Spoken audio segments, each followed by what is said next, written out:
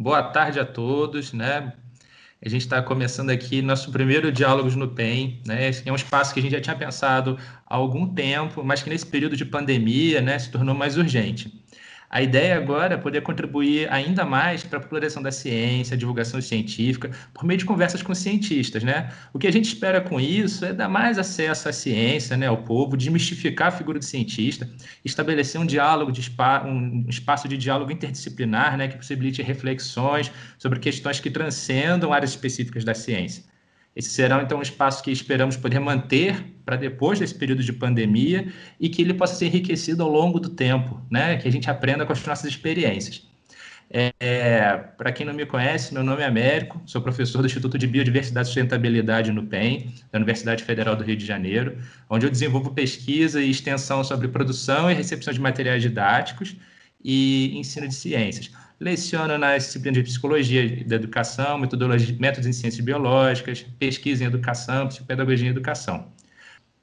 Olá, meu nome é Mirela, sou bióloga, professora do Instituto no PEN UFRJ, né? Hoje, atualmente, trabalho como na coordenação de extensão do Instituto, né? E trabalho com genética, biologia molecular e biotecnologia vegetal. Bom, hoje para o diálogo vamos ter a honra de receber, né, o professor titular da UFRJ, o professor Francisco de Assis Esteves, ou para aqueles que convivem cotidianamente com ele, o Chico Esteves. O professor Francisco Esteves, para vocês terem uma ideia, ele iniciou a vida dele acadêmica em 1970, na Universidade Federal do Rio de Janeiro, onde ele se formou em biologia, no ano de 73. De 74 a 78, ele realizou o doutorado dele no Instituto Max Planck de Limnologia, na Universidade de Kiel, da Alemanha. Ele é professor titular na UFRJ, como eu já disse, onde ele leciona e pesquisa desde 1989. Atualmente é vice-diretor do Instituto Nupen de Sustentabilidade, de Biodiversidade e Sustentabilidade, né? Mudou recentemente de nome, e ele é o fundador desse instituto. Entre os seus interesses de pesquisa estão ecologia, com a ênfase em ecologia de ecossistemas aquáticos, sobretudo de lagoas costeiras.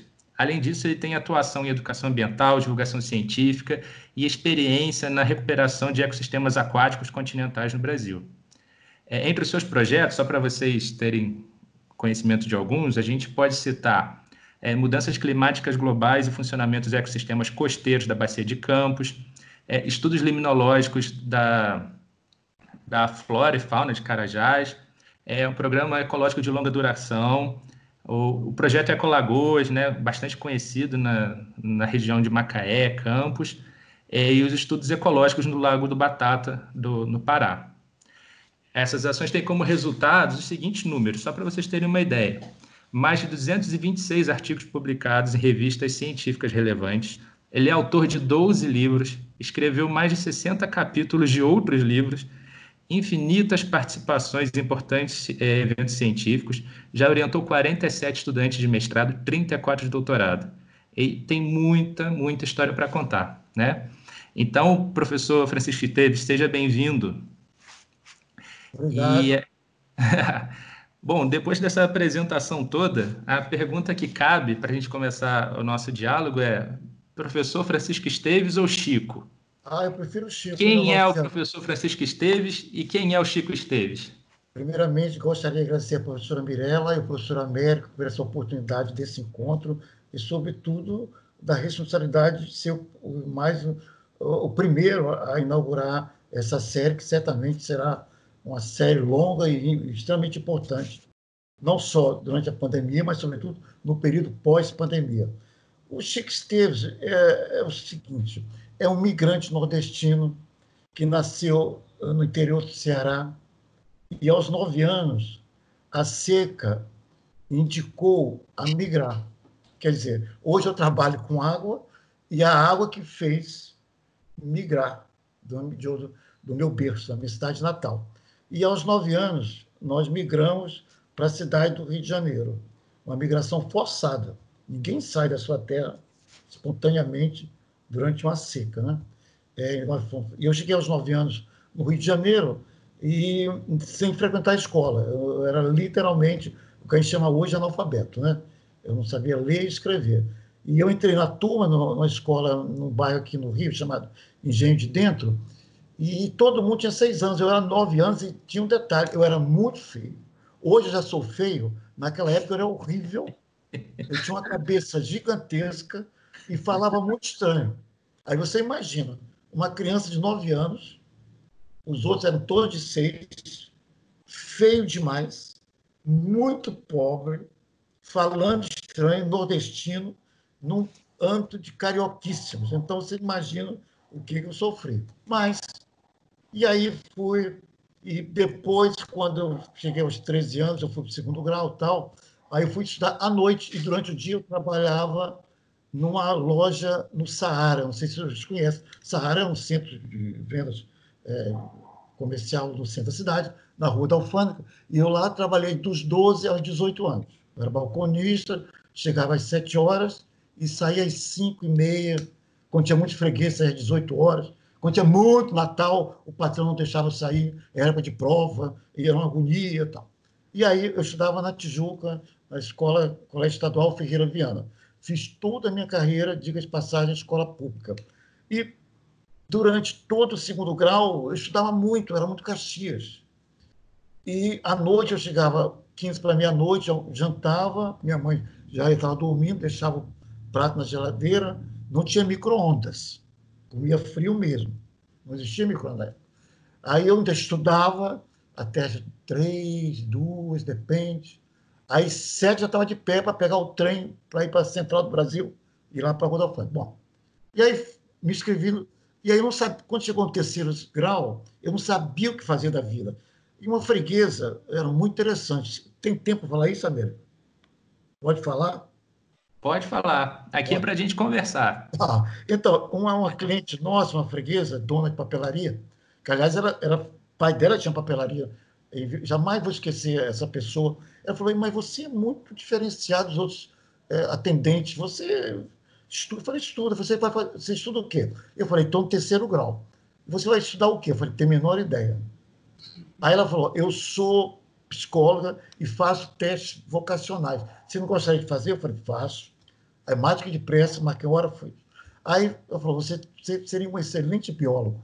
Eu falei, então tá, você é biólogo. Eu não sabia nada, eu queria uma oportunidade, entendeu? Eu queria me agarrar em alguma coisa. E aí eu me inscrevi para o vestibular, naquela época tinha vestibular, não tinha nem vestibular para o UFRJ. E eu passei em 4 lugares. Eu falei, não é possível. Aí comecei a fazer biologia. Aí, como eu passei muito bem, meus irmãos achavam que eu tenho de uma família gigantesca. Nós éramos 13 irmãos. E a gente se ajudava muito. Aí eu tinha um irmão que falou assim, já que você gosta de estudar, a gente vai te bancar o primeiro ano. E assim foi. Aí eu fiz o primeiro ano, e já no primeiro ano eu comecei a dar aula no que é hoje EJA, que era ensino preparatório para concurso, para segundo grau, EJA e tal. E eu comecei a ganhar dinheiro dando aula de noite. Só que eu tinha um problema para dar aula. Não era conteúdo, mas eu era extremamente tímido. Vencer a timidez é o maior desafio. Então, eu saía do fundão de tarde, ia dar aula, Bangu, olha o detalhe, Bangu, Padre Miguel, aí vinha de madrugada para o Engenho de Dentro, de manhã estava no fundão. Aí, no segundo grau, eu comecei a fazer estágio no Museu Nacional. Aí foi um divisor de água na minha vida, começou aí. No Museu Nacional, eu procurei estágio e conheci um professor chamado Johann Becker. Johann Becker, com esse nome alemão, mas era baiano, baianíssimo, louro, de olho azul, um dos homens mais cultos que eu já vi na minha vida, e quem é da minha geração na biologia sabe muito bem do que eu falo. E o Becker, a família dele migrou na Primeira Guerra Mundial para Salvador, para Bahia, para cultivar tabaco. Eu fui com a família próxima e o Becker veio para o Rio estudar e no Rio ficou. E o Becker trabalhava com entomologia, hemípteros. Ele falou, não, vamos fazer estágio e tal. E eu saía todo dia do fundão de manhã, na hora do almoço, ia correndo lá para o Museu Nacional, e o Becker falou, Chico, já almoçou? Eu falei, não, vamos almoçar? Vamos. Aí ficou uma amizade muito legal, um relacionamento fantástico, e aprendi muito. Mas eu percebi que eu não gostava de entomologia. Eu vivia um dilema. Eu falei, como que eu vou dizer para o Becker que eu não quero ser entomólogo. Aqueles bichinhos pequenos, eu gosto de coisa grande, macro. Aí um dia eu tomei coragem, falei, Becker, eu tenho uma notícia muito triste para te dar. Eu não gosto de entomologia. Eu queria outra coisa. Mas o que você vai querer, Chico? Eu falei, eu quero ser uma coisa que eu nem sei se você quer. Limnologia. O quê? Você, limnologia? Você cearense, você não conheceu nem água. Você saiu do Ceará fugir da água. Como é que vai estar? Bom, vou te dizer uma coisa, Chico. Também, se você quer fazer limnologia, você vai para a Alemanha. Você não vai ficar no Brasil. Eu estava no segundo período, cara. Eu falei, Deus do céu, o que eu vou fazer? A Alemanha, para mim, eu posso mandar para a Sibéria. Para mim, hoje, eu vou para a Sibéria. Eu falei, bom, aí comecei a fazer estágio com ele, ele era muito culto. No quarto período, ele escreveu uma carta para mim em alemão e eu mandava para os professores que eu lia os artigos e só trocava o nome e dizia que eu era aluno de biologia da Universidade de Rio de Janeiro, que eu gostei para a Alemanha, se ele me aceitava um dia me orientar. Aí um professor me respondeu em português. Eu achei uma letra bonita. Naquela época tinha carta, não tinha e-mails. E o professor escreveu que gostaria muito de estreitar a relação com alunos brasileiros, que ele viveu 17 anos na Amazônia e hoje era diretor do Instituto Max Planck de Limnologia. Aí eu mostrei para o Beto. O Beto falou, Chico, não acredito. O Scioli te escreveu. Não acredito. Deixa eu ver. Você, e cara, você ganhou um prêmio, você ganhou uma loteria. Mas por que, Becker? Porque o professor Scioli é o equivalente ao prêmio Nobel da ecologia atual. Aí, professor Scioli, se você conseguir uma bolsa, você vem para a Alemanha. Aí eu falei, bom, se eu conseguir a bolsa e já tenho um orientador, eu tenho que saber alemão. Como aprender alemão? Tinha que ir para o Goethe-Instituto. Goethe-Instituto fui ver caríssimo, enviar para a Chile. Aí o que eu fui? Tive a ideia. Descobri que no Rio de Janeiro tinha igreja luterana. Você conhece uma vertente das igrejas evangélicas. Luterana. E eu ia aos domingos assistir o Gottesdienst. Gottesdienst é o culto deles. E na parede, naquela época, eles botavam os versículos e os cantos, e a gente ficava com a Bíblia e os papéis na mão. E eu ficava lá acompanhando o que o pastor falava, para tentar ouvir um pouco, me familiarizar com o alemão. E sempre o pastor fica, ao final do culto, na porta, agradecendo os fiéis. Aí um dia o pastor falou, você é alemão? Eu falei, não, sou brasileiro. Eu falei, mas que bom que você é da nossa comunidade, seja bem-vindo. Mas por quê? Eu falei, porque um dia eu quero ir para a Alemanha fazer um estudo, um mestrado, um doutorado. Ele falou, olha, daqui a 2 meses está vindo um colega meu, pastor, que viveu muitos anos em Novo Hamburgo, no Brasil, no Rio Grande do Sul, e ele está fundando uma instituição que vai dar bolsa de estudo para alunos begabt, qualificados, talentosos da América Latina e da África. Você gostaria de conhecer? Gostaria, mas eu nunca imaginei que ia acontecer. Aí um dia ele liga lá para casa, aí minha mãe fala, Chico, é alguém muito estranho. Fui lá ver o pastor Schwinnemann. Pastor, Francisco, você não quer vir aqui fazer uma pequena reunião comigo e com o meu colega? Fui lá na secretaria da igreja, estava o pastor Schwinnemann e o pastor Dresser, alemão enorme, jamais vou esquecer aquele homem gigantesco, devia ter 2 metros de altura, um olho azul, louro, e falava português perfeito.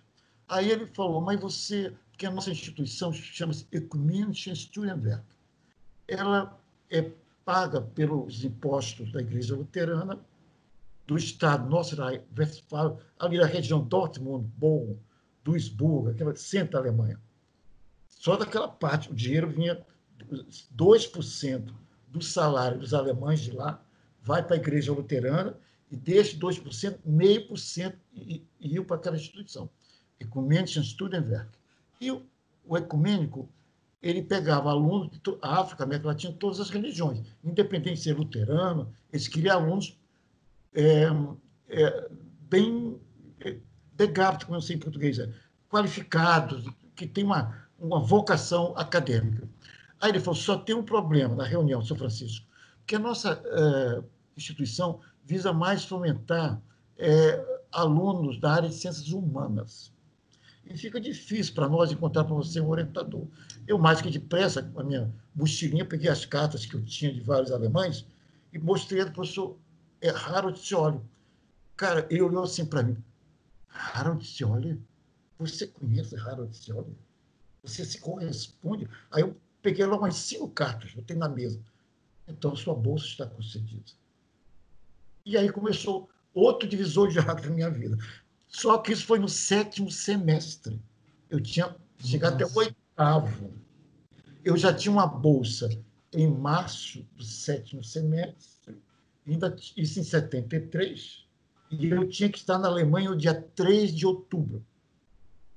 E eu tinha que me formar em dezembro. Você imagina. Aí eu segurei aquele segredo até julho. Aí cheguei para os professores que eu tinha que fazer disciplina, eu falei: ó, eu estou com a passagem da Lufthansa, aquele ticket amarelo que eu jamais vou esquecer, eu estou com esse problema. Não, Chico, vamos fazer seminários. Aí, todas as matérias eram eletivas. Só tinha uma obrigatória zoologia 4. Claro que toda zoologia encrenca a minha vida, né? Sempre fiquei aprovado em zoologia. Não deu outra coisa. O cara de zoologia quis encrencar minha vida. Aí eu fui no diretor da época, o diretor foi em cima dele.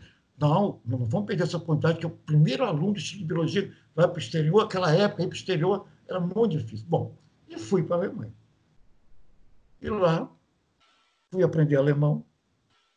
Passei um ano aprendendo alemão, estudando dia e noite, porque naquela época, não é o caso mais de hoje, as teses eram escritas em alemão.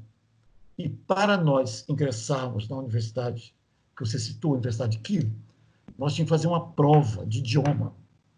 E era uma prova muito, muito, muito, muito, muito difícil. Tanto é que tem vários colegas meus famosíssimos, que são ministros do governo passado, que não vou dizer o nome, que não conseguiram concluir o doutorado na Alemanha porque não passaram na prova de língua. Tinham um doutorado pronto e não conseguiam. Voltaram para o Brasil. Um foi presidente da CAPES durante 8 anos. Acabou o doutorado no Brasil. Tá? E aí, quando eu vi aquele, eu falei: gente, eu não vou passar nunca. Bom, passei. Tinha que fazer uma prova, uma redação. Sabe papel almaço? 4 folhas de papel almaço, uma redação, um ditado e uma prova com 8 professores alemães que ele começava: como nós estamos fazendo aqui? Perguntas sobre a minha vida, tem que falar como é que é o Brasil, tudo em alemão. E eles analisavam meu alemão, se eu conseguia fazer com as frases, com verbo, no passado, no futuro, no perfecto, perfeito contínuo, todas as declinações alemães, e eu passei. E aí comecei a fazer o doutorado no Max Planck. E aí a minha vida foi essa. Esse é o Chico Esteves, que certamente eu venci muitas barreiras. Como o presidente Lula falava, nordestino, para sobreviver no Sul, a gente passa uns perrengues. Mas depois é muito. Fernando Pessoa falava: no passado tudo é ridículo. Hoje a gente conta isso com um certo dose de folclore, de sucesso, mas foi tudo muito difícil. Para mim, professor, nada foi fácil. E você me falou aí de muitos obstáculos que você foi superando, né? Como você disse, relatando assim, parece ter sido simples, mas durante, imagino que tenha sido realmente um divisor de águas na sua vida. Mas desses todos, né? E aqueles que se estendem ali para após o seu doutorado, chegar no Brasil, se tornar professor da Universidade de São Carlos, depois professor da UFRJ, né, fundar o NUPEM, que agora vai se chamar Instituto de Biodiversidade e Sustentabilidade. Desses todos, né, qual foi o maior obstáculo que você encontrou aí na sua jornada? Américo, eu sou uma pessoa que eu não vejo muito obstáculos, né? Para mim são desafios, né? A vida se constitui em vencer desafios. O pessimista acorda de manhã, só em acordar já é um problema. Então, eu sou um contumaz otimista. Então, eu vejo as minhas dificuldades como uma forma de desafio, de enfrentar, estabelecer métodos para vencer aqueles desafios. Tive muitos desafios. talvez o maior desafio, um desafio muito bom, que eu me lembro no momento, foi quando a minha vinda para o Rio de Janeiro de São Carlos, porque eu tinha um sonho, era voltar para o Brasil e construir a limnologia, porque em 78, quando eu voltei, eu tinha 27 anos, e não tinha nada de limnologia. Aí eu falei, vou para um grupo que já está começando, que era de São Carlos, liderado pelo professor José Galiza Tudiz, que gentilmente me conseguiu o primeiro emprego, sou grato a ele, e ele foi o primeiro fiador da minha casa. Sempre que a gente faz homenagem a ele, eu cito esse caso, porque eu não conhecia ninguém, eu precisava de um fiador. Eu nunca comprei nada, então não tinha crédito no São Carlos. Tudiz foi lá, e não me conhecia também, aquilo me deu, eu e a minha esposa, a gente recém-casados, foi uma coisa muito singela, mas de uma gratidão enorme, que eu tenho até hoje com o professor Tudiz, a esposa dele, a professora Takako. E o que acontece? Aí nós compramos, com a Rosa trabalhava de técnico no laboratório no Max Planck, e acumulamos um dinheiro, chegamos em São Carlos, vou morar na casa alugada. Eu falei, não quero que meu filho nasça em casa alugada. Não, eu vou construir minha casa.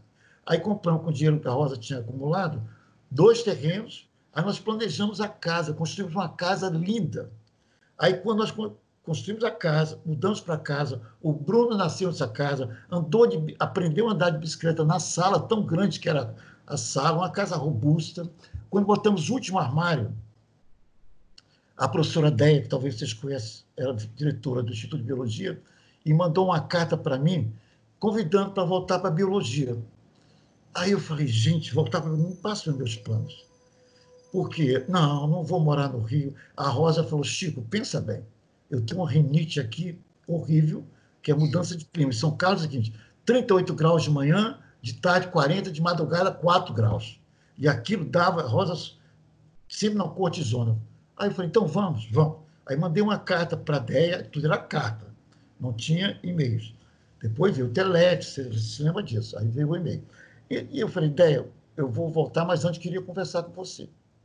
Aí voltei no instituto todo, na secretaria, meus ex-professores, todos me esperando, e eu botei 1000 exigências, que era porque eu, na realidade, eu não queria vir. Eu queria vir de um lado por causa da Rosa, mas não queria vir porque quando a minha casa que eu construí, eu falei, não quero. Bom, aí tudo que eu coloquei como condições para vir foram aceitas. Eu falei, e agora? Agora eu tenho que vir. E agora? Aí eu fui, como os professores falam na biologia, eu fui repatriado e a minha função era criar uma pós-graduação em ecologia. E aí foi um desafio muito grande, já que você falou em desafio, muito grande que eu enfrentei, porque eu tinha, dentro do Instituto de Biologia, apenas 4 ou 5 professores que tinham doutorado naquela época. E 2 deles não tinham menor vocação para ecologia. Um estava fazendo pós-doc e o outro se agregou ao grupo, mas, enfim, não evoluiu. E eu e a professora Érica Karamaschi, que talvez vocês conheçam, que trabalha com peixes, e o professor Ricardo Iglesias, tocamos a criação da pós, fazer regimento, correr atrás, criamos a pós, aí não tinha carteira para os alunos, conseguimos carteira, aí não tinha quadro negro, aí não tinha secretária, foi aquela luta, vai na reitoria, consegue, transfere uma secretária de um instituto onde a pessoa se encontra insatisfeita, vai para a ecologia para ser secretária, e assim foi feito a ecologia, a pós-graduação em ecologia. Aí eu consegui fazer uma coisa pioneira na UFRJ então. Eu consegui fazer primeiro curso multidisciplinar. Pegamos professores da biofísica, que trabalham a questão ambiental, com metais pesados, da geografia, da geologia, da microbiologia, pegamos 4, aí ficamos uma pós super forte, só veio fera. Gente, era tudo um ato sem PQ. Então, a nossa pós em ecologia nasceu mais forte que muitas pós do fundão, que já estavam anos batalhando, mas por quê? Nós pensamos, e aquela época multidisciplina, porque muitos colegas, por exemplo, os colegas da biofísica, Olaf Malman, Christian Pfeiffer, eles eram meio à parte na biofísica. A biofísica é eminentemente fisiologia. E eles trabalhavam com metais pesados, influenciando a fisiologia humana. Mas não era muito fisiologia, segundo os fisiologistas. Aí, quando veio um grupo de ecologistas e uma abordagem multidisciplinar, integrada, articulada, Nossa, não deu outra coisa. O curso já nasceu, o que seria hoje curso 7. Na primeira avaliação, foi antigamente A, B, C e D. Ele já nasceu com o conceito A. Foi uma grande glória. E hoje ainda é um dos melhores cursos do Brasil. Legal. Chico, obrigada novamente pela sua participação aqui com a gente. É um prazer tê-lo como primeiro entrevistado, né, dentro do nosso primeiro programa. E a gente observa na sua fala, né, que você já realizou vários sonhos, né, que você tinha. E ainda falta realizar mais algum? Você ainda tem um grande sonho ainda que você planeja realizar? Eu acho que... sabe por que eu sou muito feliz, professor Mirella? Porque meus sonhos são tão pequenos que são todos realizáveis. Meus sonhos são todos, então eu realizo todos. Mas um sonho que eu tenho, que eu não vou realizar, que eu já tenho certeza, é nós termos no Brasil uma sociedade mais equânime, socialmente e economicamente, que a gente consiga reduzir os bolsões de pobreza. É inaceitável uma sociedade como a nossa, com todos os recursos tecnológicos como esse que nós estamos usando aqui agora, e aqui do lado, a 10 quilômetros de onde eu moro, tem uma favela que mora 100 mil pessoas, excluído completamente de qualquer sistema tecnológico, educacional, de saúde pública e, sobretudo, de saneamento. Vocês certamente devem estar ouvindo muito agora de comparar essa pandemia que nós estamos atravessando com a gripe espanhola de 1918. Quando a gripe espanhola chegou no Brasil, em março de 1918, era um Brasil, obviamente, completamente diferente do que é hoje. Concorda? Nós tínhamos apenas 57 milhões de habitantes. O Rio de Janeiro tinha 1 milhão e 180 mil habitantes.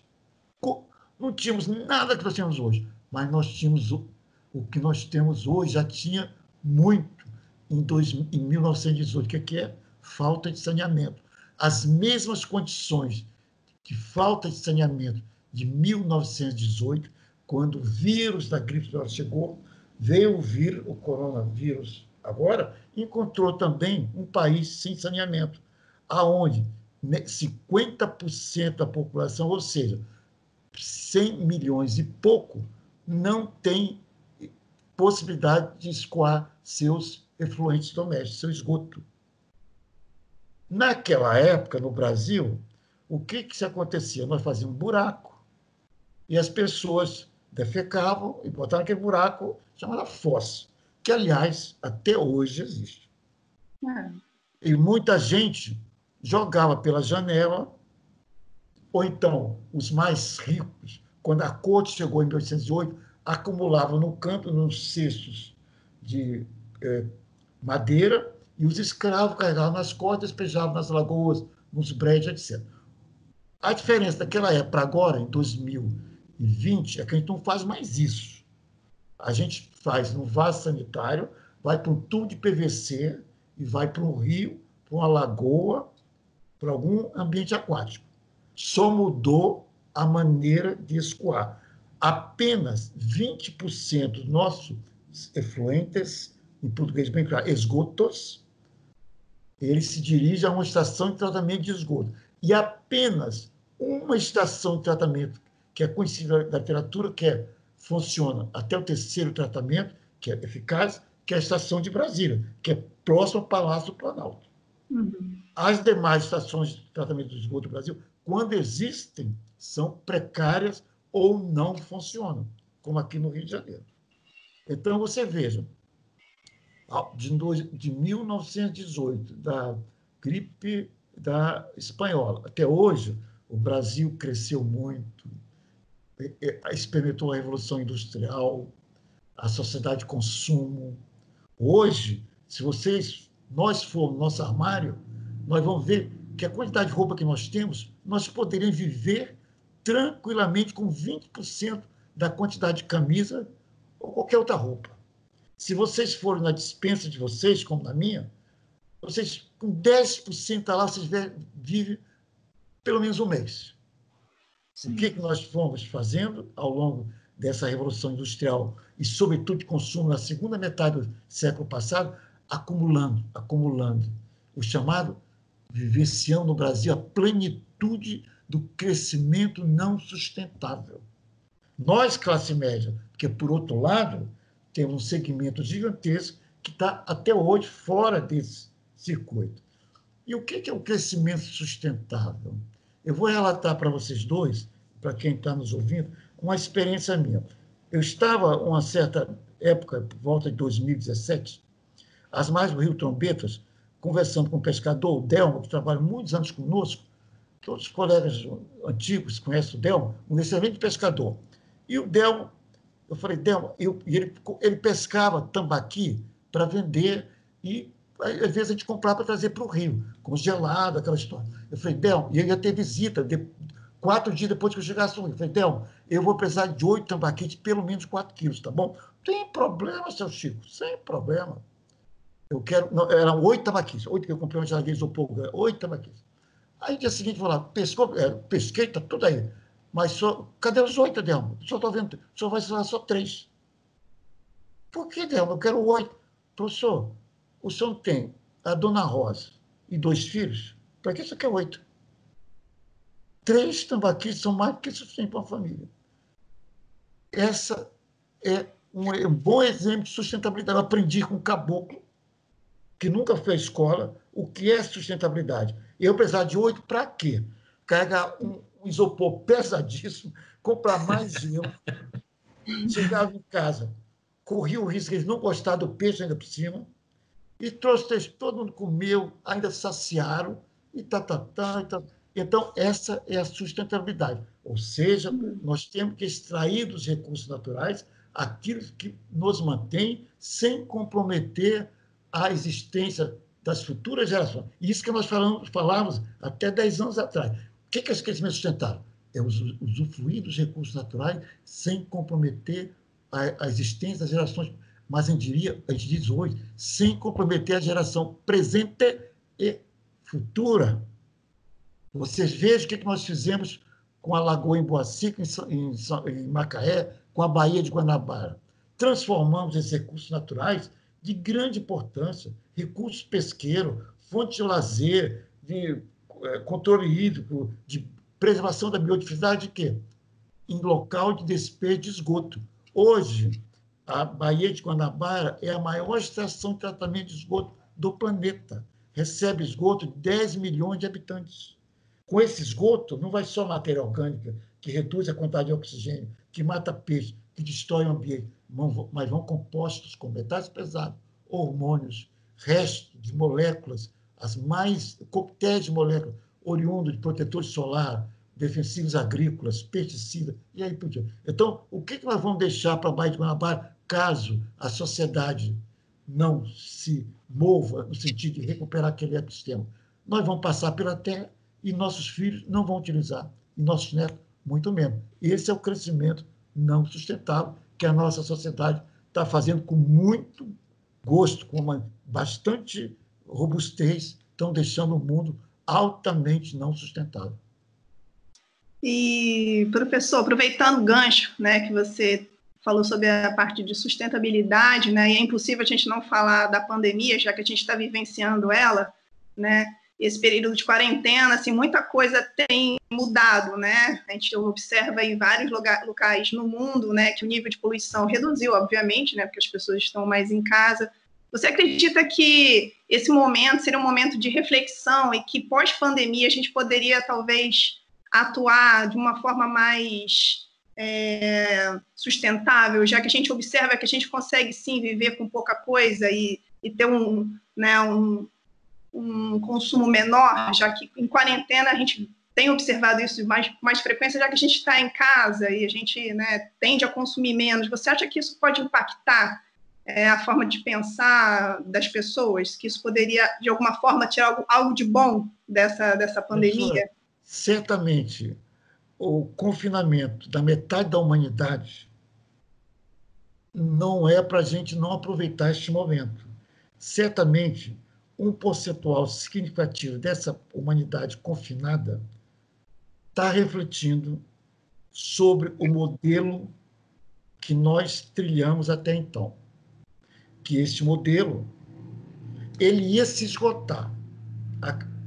Vários filósofos, economistas, porque, olha só, os recursos naturais são finitos e nós dependemos 100% deles. E nós estávamos explorando além da capacidade, suporte da natureza. Então, nós íamos extinguir. Esse modelo iria se extinguir. O que aconteceu? Veio a pandemia e essa pandemia antecipou ou repensar desse modelo. Nós vamos ter que nos reorientar à busca de um novo modelo. E o único modelo que, no momento, se coloca é um modelo da sustentabilidade, que tanto é que muitos colegas no exterior chamam Sustainability Science. É uma nova ciência de sustentabilidade, aonde nós temos que realmente buscar uma reorientação desde nossos hábitos pessoais, familiares, em coletivo, em sociedade, em nação. É inaceitável esse modelo que nós estávamos, era insustentável. Então, certamente, nós iremos ingressar no novo mundo. Nós não seremos o mundo que nós saímos. Qual que é esse mundo, nós não sabemos. É claro que os colegas economistas eles olham pelo viés da economia. Só que uma coisa fundamental, já que eu toquei na palavra economia, da segunda metade do século XX até agora, até antes da pandemia, só se falava em economia, acima de tudo. E agora, nessa discussão, abrir as lojas, o que é? É valorizar a economia. A economia sempre esteve à frente do bem-estar humano. O crescimento de qualquer custo, o crescimento infinito. Nenhum modelo tem crescimento infinito, isso é básico da física, das ciências naturais, eles falam.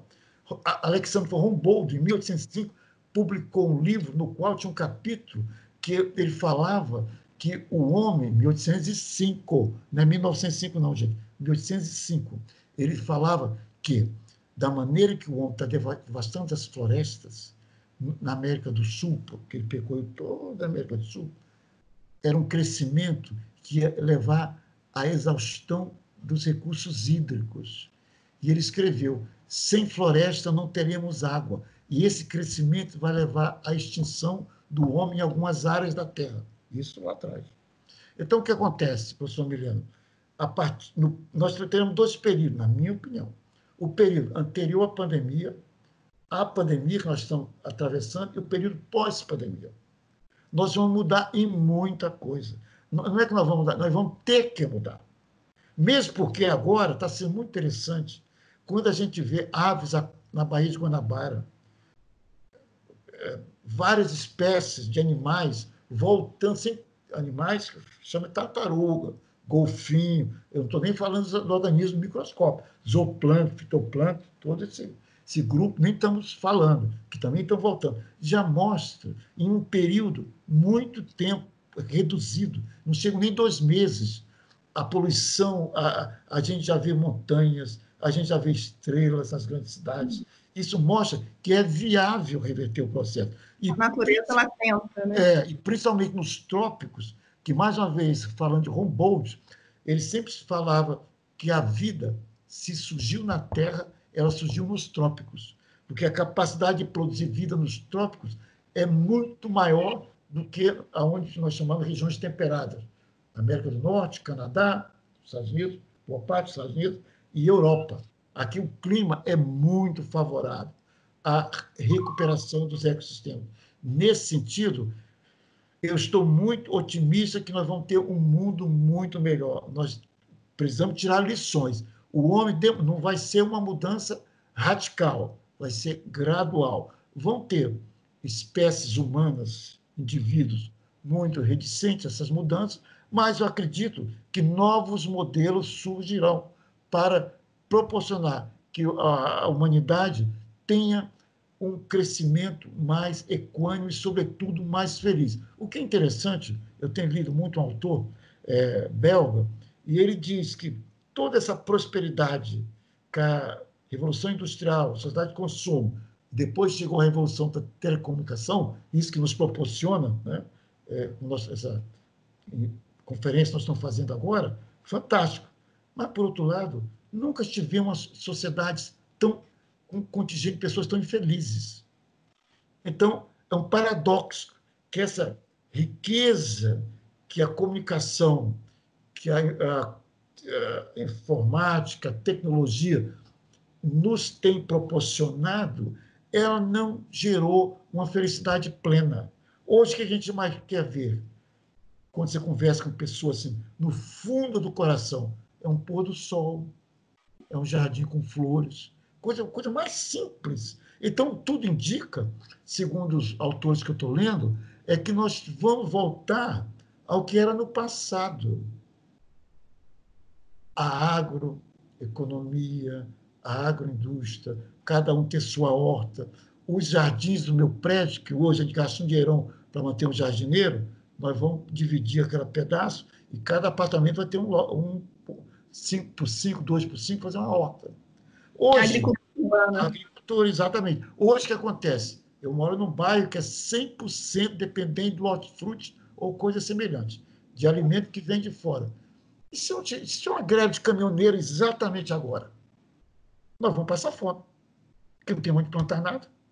Nós somos, o que nós em ecologia, em biologia, você sabe, nós somos um sistema altamente heterotrófico. Nós não produzimos nada. Nós só consumimos energia e geramos produtos que não interessam à natureza, que se acumulam em alguma parte dos sistemas e que levam anos para se decompor, quando se decompõem, e gerando sérios outros problemas. O que aconteceu ao longo da Revolução Industrial no Brasil, na década de 50? Nós fomos invadindo as florestas, São Paulo. Hoje, em São Paulo, capital, nós temos mais de 680 rios cobertos debaixo dos prédios. Isso feito pelos colegas da USP, os luminólogos. Cadê os rios? Estão totalmente poluídos, são aproveitados para jogar esgoto daquela metrópole, e em 2014 nós tivemos uma crise sem precedente de água em São Paulo. No entanto, cidade inteira sobre rios, todos fazendo parte da bacia do Tietê. Não é insano esse modelo de desenvolvimento? Insustentável. Só que nós, enquanto espécie humana, nós pretendemos ficar nessa terra por mais tempo. Mas se nós continuarmos nesse migrar, certamente a gente vai ter que reduzir a população drasticamente se quiser manter o modelo pré-pandemia. Para manter essa avalanche de população usando os recursos naturais, não bate. É uma conta que não fecha. Seguindo o Américo. Américo? Não sei se ele está aí. Tá. Então, eu desabilitei o meu microfone. Tá. Eu estou aqui pensando, Chico, você está falando aí de tantas transformações, tantas coisas que a ciência permite antever e observar da natureza, do seu funcionamento desequilibrado, e a gente chega à reflexão de como a ciência ela não está acessível a todos ainda, né? E mesmo o conceito de ciência não é algo tão claro para a população em geral. E aí, uma pergunta, desafio, já que você é uma pessoa dada a desafios, como você consegue explicar da maneira mais simples o que é a ciência? Se você tivesse que explicar para um total leigo. Olha, é uma pergunta simples, mas complexa. Olha, eu gosto muito da ciência de Galileu. Galileu, né, no século XVI, diz, segundo os historiadores, tudo que é provável é ciência, o que não é crença. Tudo bem. Mas eu acho que, no nosso caso, a ciência tem dezenas, quiçá centenas de definições em função da sua linha de trabalho.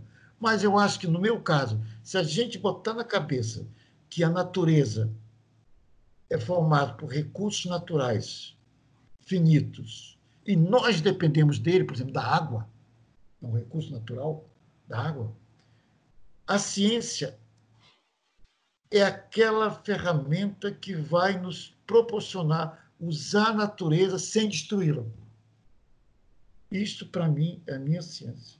Se você perguntar um físico, tem uns colegas do fundão, eles têm outra definição. Mas, se nós conseguirmos transformar a ciência que nós fazemos numa ferramenta de uso racional dos recursos naturais que garanta a nossa sobrevivência e como a definição de crescimento sustentável diz, da futura. Eu acho que a ciência é a plenitude de uma definição razoável da ciência. E eu diria, Américo e Milena, que eu estou refletindo aqui, retomando o nosso querido amigo Fábio Scarano, que vocês conhecem muito bem, que o Fábio também acha, e eu concordo com ele, que a ciência também é muito responsável por esse caos que nós estamos vivendo. Ela proporcionou muitos devaneios que nós fizemos. Por isso que ele e eu também acreditamos que no período pós-pandemia, a ciência dura, como a gente chama, matemática, física, a química, a engenharia, ela vai ter que sair da sua caixinha, da sua zona de conforto e procurar as ciências humanas, notadamente a educação, notadamente a filosofia, como a berço das ciências, e todas as ciências ligadas à alma, ao espírito, ao sentimento. Você vê, no momento, reflita comigo, uma das ciências mais úteis que tem na sociedade brasileira, no momento, são as ciências humanas, notadamente a psicologia, dado ao elevado nível de estresse, que não vou entrar em detalhes aqui, ao qual nós estamos submetidos. Não é a matemática que vai resolver. Então, foi a economia que nos colocou, em parte, nesse caos. São as ciências humanas. Volta às origens, filosofia, Platão, Sócrates e tantos outros que antecederam a Revolução Científica. Realmente, concordo, professor, porque você vê, né, as ciências humanas vêm enfrentando, ao longo da história, até uma dificuldade de ser reconhecida como ciências, né? Na psicologia, ela tem pouco mais de 50 anos como ciência reconhecida, historicamente. No Brasil, como profissão, pouco mais de 30 anos, né? Isso é assustador, dada agora a demanda que essas ciências vão ter, né, nesse período pós-pandemia. Eu concordo muito com essas transformações que o senhor apontou. Mas aí, falando de ciência e trazendo essa definição que você construiu ali, né, na sua reflexão, que eu achei muito, muito sincera, pontual e clara, essa ciência como algo que vai permitir a gente conhecer a realidade, a natureza e fazer bom uso dela, né, o uso sustentável. E aí eu fico pensando aqui nesse outro termo que, para mim, psicólogo, inicialmente designer, e você sabe muito bem que eu tive uma dificuldade até de pronunciar inicialmente essa palavra, liminologia. Como se explica liminologia para alguém que vive ali no Barreto, ao lado de fora do NUPEM? A sua pergunta é muito oportuna. Vamos lá, para você que entendia, limnologia é uma palavra grega. Vem limine, quer dizer lago, logia, estudo, biologia. Logia, estudo, bio, estudo da vida. Limine é lago. Se você for para a Grécia, eu quero ver um limine, aí vou te mostrar um lago. Logia, estudo dos lagos. No entanto, hoje, limnologia é o estudo das águas continentais. Mas eu diria para o morador do Barreto que limnologia estuda uma coisa que é fundamental na sua vida, que você entra em contato com ela, a primeira coisa que você faz de manhã cedo, o que é? Escovar os dentes. Você usa o quê? Água. Então, você usa uma água com qualidade. E a limnologia estuda, sobretudo, nos seus diferentes enfoques, como garantir uma água de qualidade para a sociedade. A limnologia, como falava o meu orientador, é a ciência de todos os líquidos, inclusive da cachaça. Que para fazer uma boa cachaça, uma boa caipirinha, precisa de uma boa água. Então, a limnologia funciona, trabalha desde preparar uma boa mamadeira até a caipirinha. Isso a gente sabe muito bem, que a limnologia estuda mecanismos que garantam à sociedade a oferta de uma água, porque a água é um bem insubstituível, professor Américo. Porque, veja, o petróleo, que todo mundo falava 10 anos atrás, insubstituível, o petróleo hoje, neste momento, dia hoje, aqui dia 23 Está correndo aí nas internet um mapa do Brasil com a quantidade de navios carregados de petróleo parados no mundo. Vocês viram isso? Uhum. Não, não vi ainda.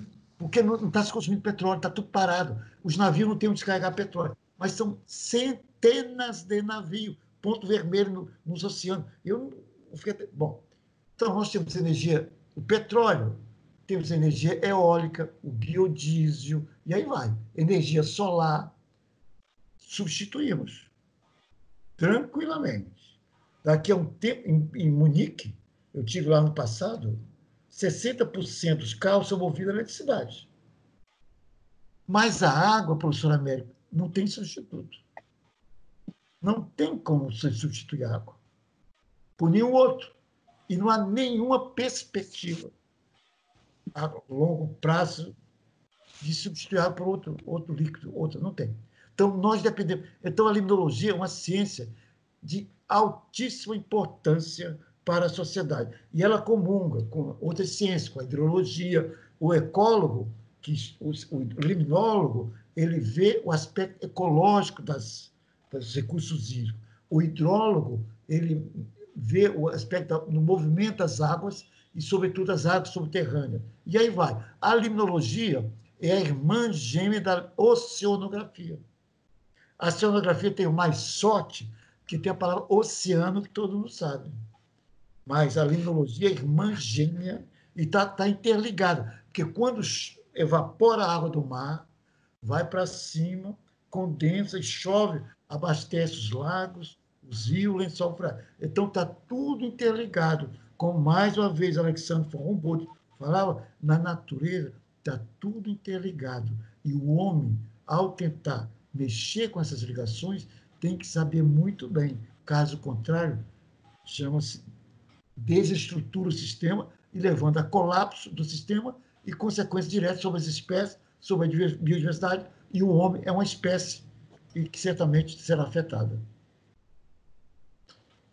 Professor, agora falando um pouquinho, fugindo um pouquinho, não tanto, mas né, a gente falando um pouquinho da cidade de Macaé, né, um pouquinho da sua paixão, né, que você batalhou tanto para que o curso hoje, né, de Ciências Biológicas estivesse funcionando aqui, a estrutura que a gente tem aqui hoje, graças à sua coragem, né, a sua iniciativa de trazer aqui para Macaé, né.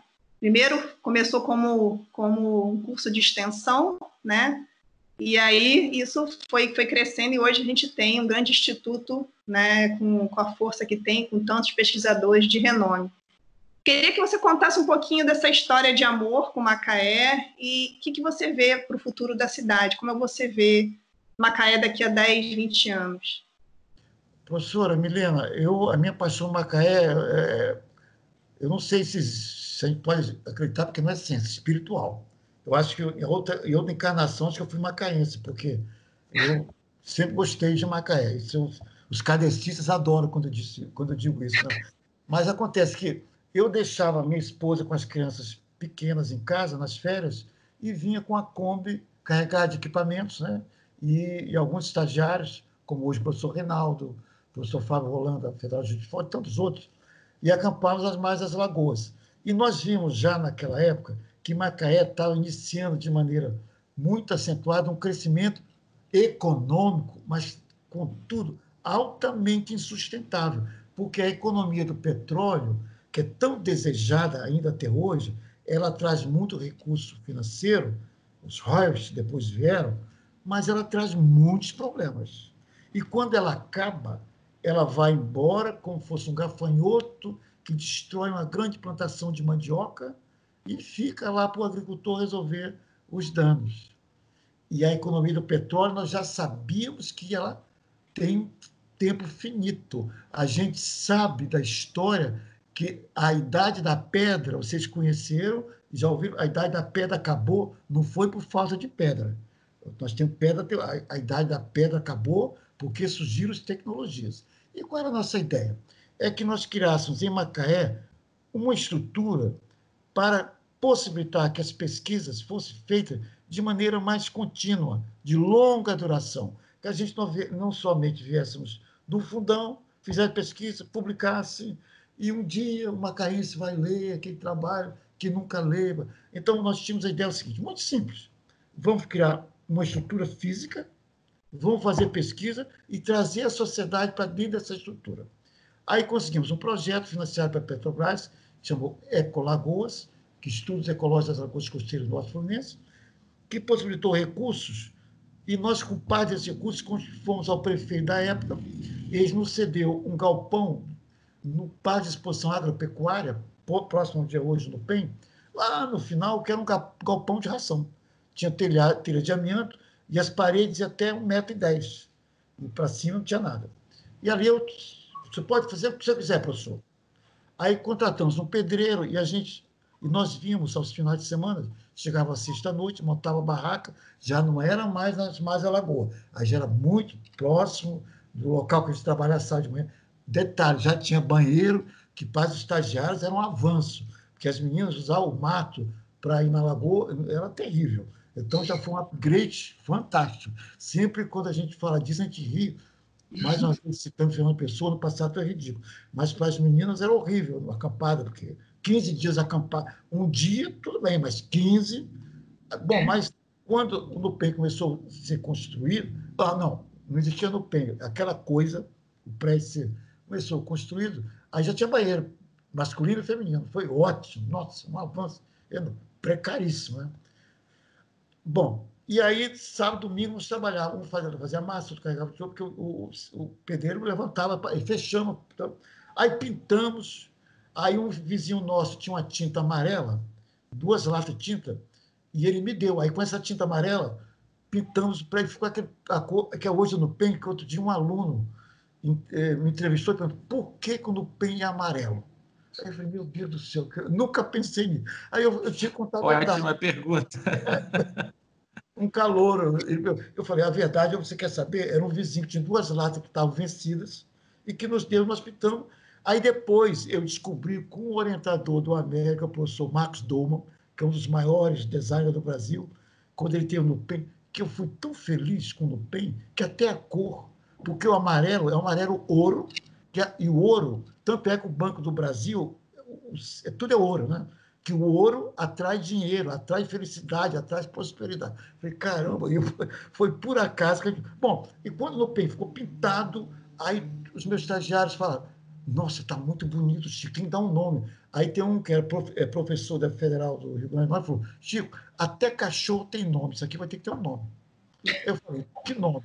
Aí toma cerveja, é núcleo, que é muito pequeno o negócio, é um laboratório, quartos pequenos, uma cozinha minúscula, vamos chamar de núcleo, de pesquisa, que só faz pesquisa.